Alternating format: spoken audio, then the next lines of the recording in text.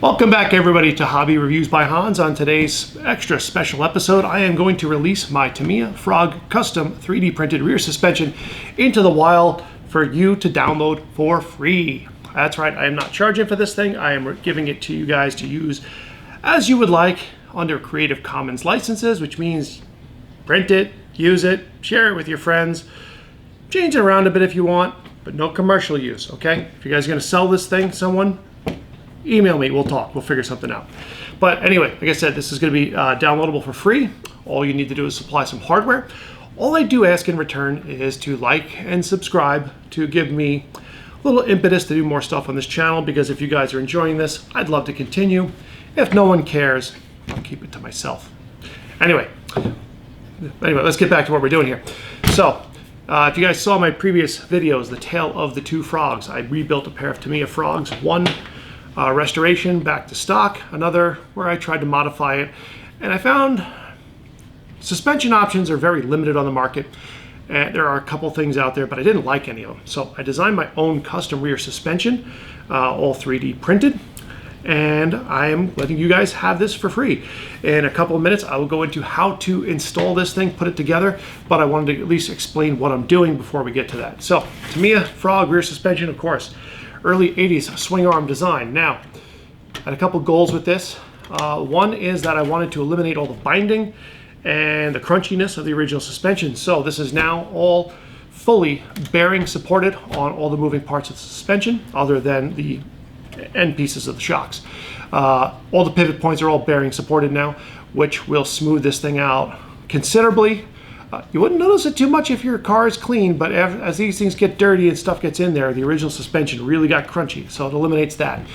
I added some tunability into it, so the way I have this tuned myself personally is not what you guys have to do. There is some ability to that, so I prefer to limit the suspension travel to keep the drive shafts from throwing out, but if you guys want, parts are in there to raise or lower the suspension as you want.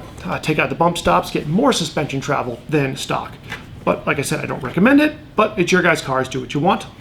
The other thing too that is in here, this will work with any Tamiya Frog, be it vintage or re-release, whether you have the hex drive shafts, whether you have the dog bones or the universal joints. I have universal joints in here now, previously had the hex drive shafts. Everything can go in here without modifying your car. You're just unscrewing stuff that's existing, installing new stuff, fully reversible, no cutting, sanding, filling, or anything like that required. Everything is 3D printable on a basic FDM printer with no supports, because I hate having to print giant supports for weird shaped stuff that ends up looking like crap, so no supports are required.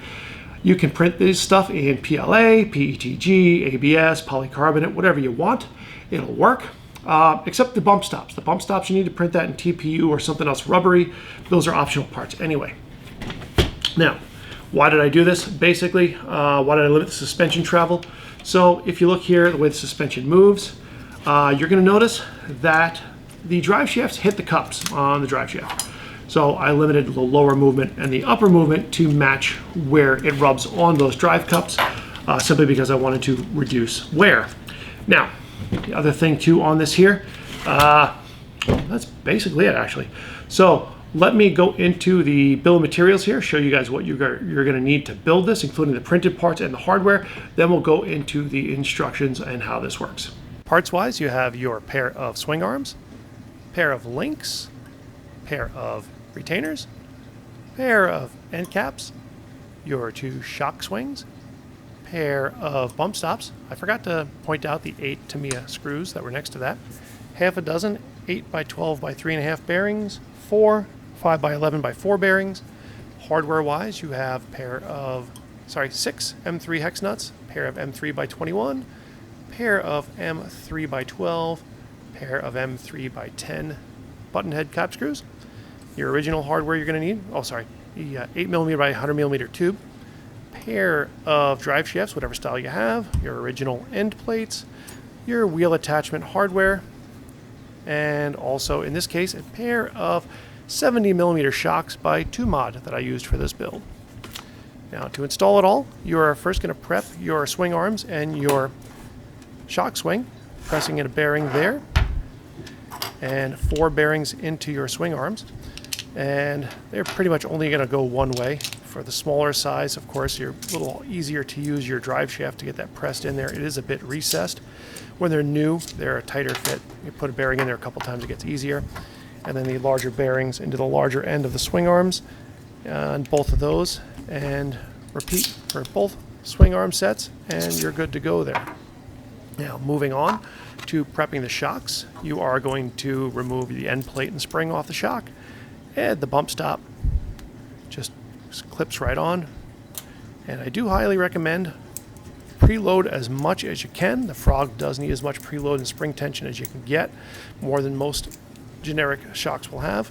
Put your spring back on, and then end plate gets replaced. Your shocks are now prepped and ready to install into the car. As far as the meat and potatoes of it, you're going to start with your 8mm by 100mm shaft goes in there.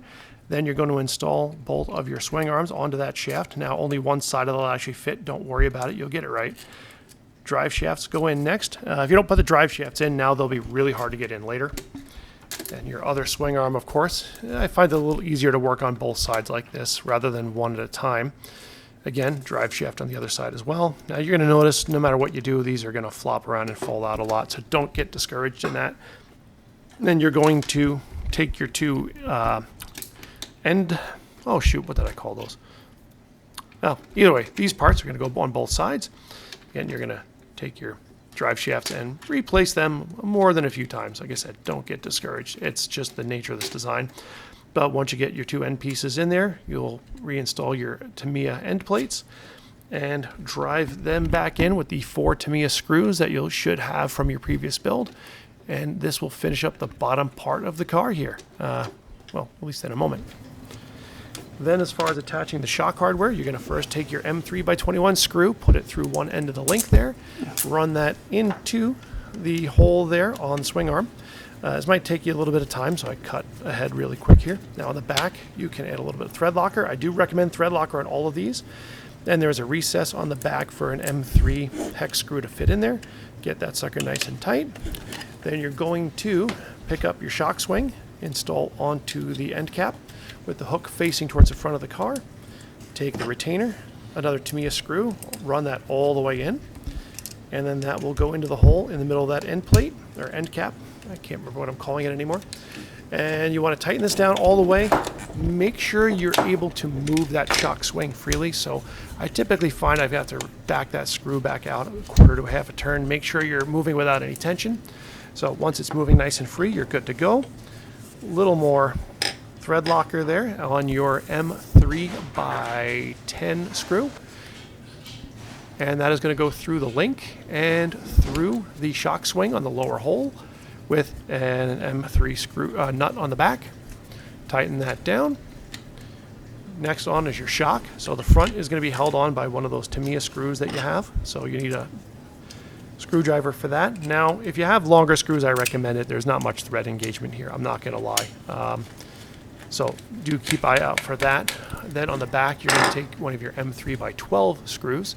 That's going to go into the shock, into that shock swing again with a little bit of thread locker on there. And an M3 nut to cap it off and tighten that whole thing down. Don't remember if I have a nut on there yet or not, but there we go. There's the nut. That's going to go on there. Tighten those suckers down.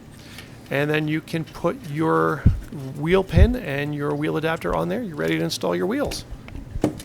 There you have it, all done. Suspension's installed, ready to drive. I mean, this thing's ready to go. And one thing you guys might notice, wheels look a little different. These are actually BBX tires. Tamiya released a couple of years ago a set of wheels that bolt onto your Frog, your Hornet, your Grasshopper, that just straight bolt on, but let you use 1.9 inch tires instead of the stock 1.5s, give you a few more tire options. So that's why it looks a little bit taller here, things like that. But yeah, so that's the suspension, ready to go, ready for you guys to use it. Follow the link in the description for where to find all the files. I also have a printed bill of material in there as well, and also call out the different file names and the infill percentages you want to use for the different tuning options, things like that. So let me know what you guys think of this thing. If you guys do end up using the suspension on anything, give me some feedback on it. I'd love to know what you guys liked, didn't like on it. If there's weak points, I can beef some stuff up possibly. I haven't gotten around to doing it, but some of the parts are actually sized properly, so if I wanted to make them in carbon fiber, I could, so we'll see how it goes. But I haven't really had any issues with this in quite some time. A couple of early renditions were a little weak, but those have all been resolved. So let me know what you guys think. Let me know if this works for you. Let me know what issues you have, and I can tweak it and tune it however you guys want to do it. But otherwise, thanks for watching, and we will catch you guys next time.